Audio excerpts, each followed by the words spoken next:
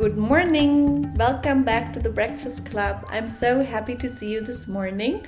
Today I wanted to talk about regrets and what we might regret in our lives and how we can already in the now think about the regrets we might have in the future and then change the now so we might not have the regrets in the future.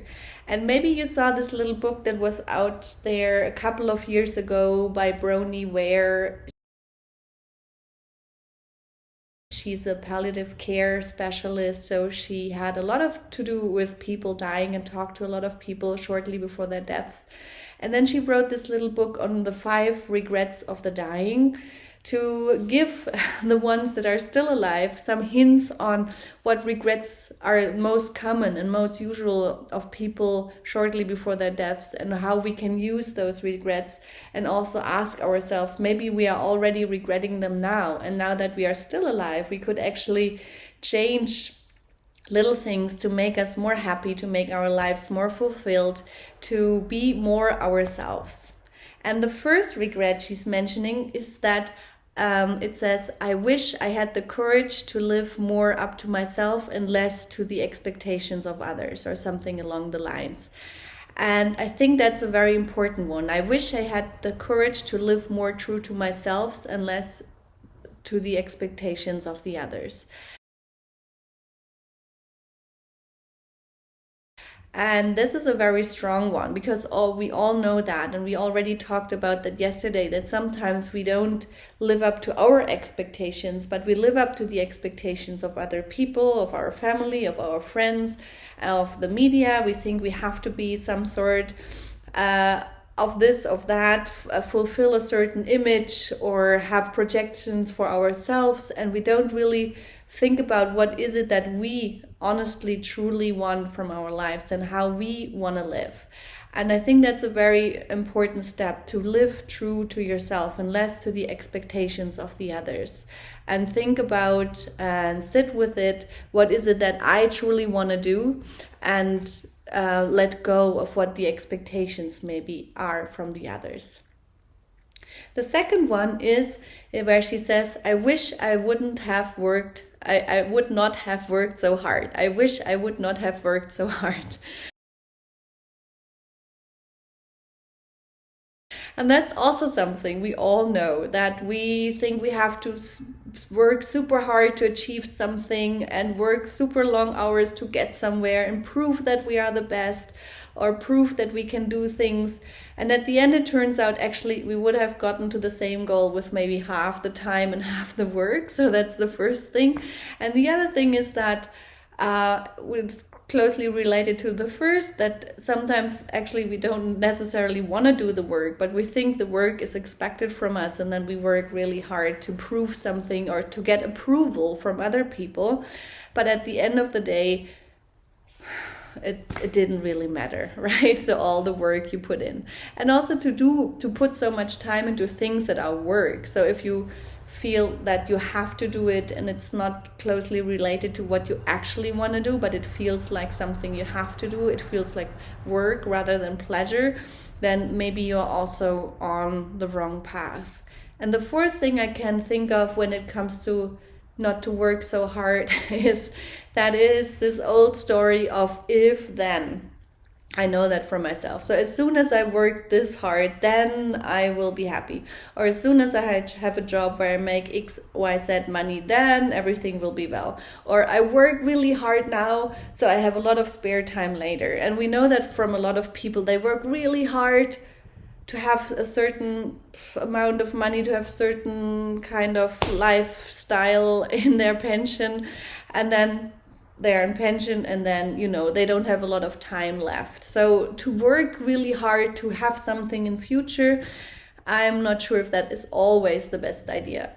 So the second one is, I wish I wouldn't have worked so hard.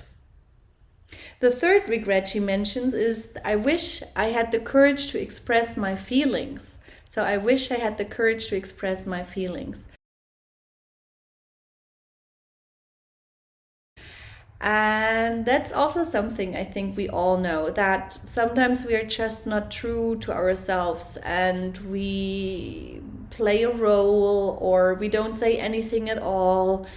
And then a lot of misunderstandings might happen, or someone thinks you are in favor of them, but you are truly in your heart you aren't, or the other way around. And then it gets all really weird and postponed, and it just doesn't feel right. Just yesterday I had a really sweet call from someone who wants to study with us, and she said, oh, I wasn't honest with you. I was so enthusiastic about studying at your place, but actually I don't want to do that, and I'm so sorry that I wasn't honest. And I thought that was so sweet, because only like 3 weeks later she realized that she was playing a role and was overly enthusiastic about something because she thought she had to play this role within the interview, but it wasn't her.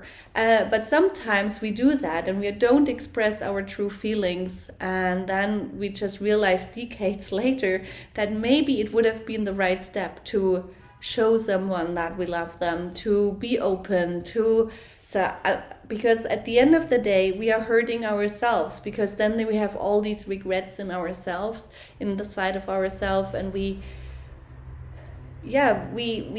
postpone our life. We play a role. We are not true to ourselves. We cannot express ourselves fully, and that's very important. So the third step, and I think a very important one, is I wish I had the courage to express my feelings more honestly. Palm that. Good. The fourth one is I wish I had stayed in touch with my friends. I wish I had stayed in touch with my friends. You can already think about friends you lost over the course of your life, because we are busy with life, with work, with family, with other friends. And I can say for my own life, I think this is the 6th or 7th country I'm living in right now. I moved a lot, and it's so important to keep track and to stay in touch with my friends, because it gets harder to find new friends the older you get, or maybe you're not as flexible or not as open. I don't know exactly where the reason is, but there, at the end of the day, usually we all have only 1 or 2 handful of friends, and they know you, they encourage you, they are honest with you.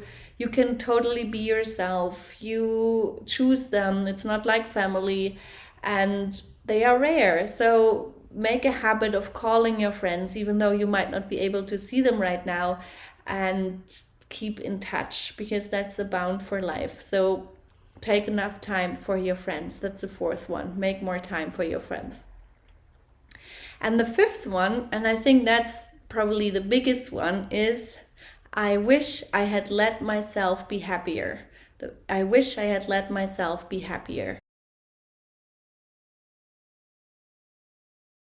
And that's a huge one, because I could probably talk on this for hours, because this is so crucial. I wish I had let myself be happier, because it entails basically that it's not happiness that kind of just comes over us whenever we see a nice sunset, or we eat an ice cream, or there is something happening in the outside. No, it's us.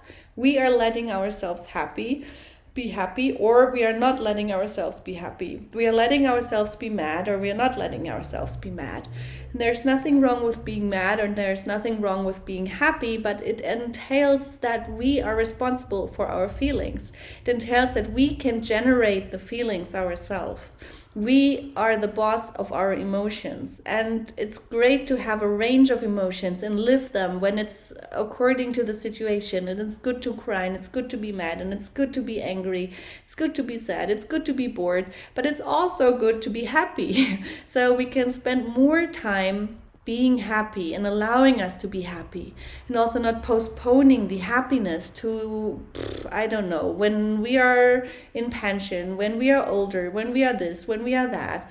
So be happy just now as it is, without doing a lot of work, without doing this, without that, just allowing ourselves to be happy and choosing happiness. So these were the 5 most answered regrets that were mentioned in this little book. I will put them here in the notes so you can see them again. The first one is I wish I would have lived more truly to myself. The second one is I wish I wouldn't have worked so hard. The third one is I wish I would have expressed my feelings more honestly. The fourth one is, I wish I had stayed in touch with my friends. And the fifth one is, I wish I had let myself be happier. Okay, so maybe we can start practicing all these things today, little shifts in our lives to be more happy, be more ourselves, be more with our friends, enjoy life more, work less. So have a good Tuesday. See you tomorrow. Bye bye.